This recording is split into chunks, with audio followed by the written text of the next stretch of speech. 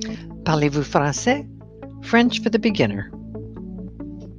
Hi everyone, this is Deanne from Deanne's Digital Designs here today with another 2-minute French tutorial.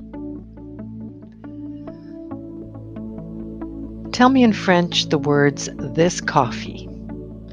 Use one of these demonstrative adjectives. Ce for masculine, cet for feminine, c'est for plural. Here's your hint. Café is a masculine word, and since there is no S on café, this makes it masculine and singular. Did you get it right?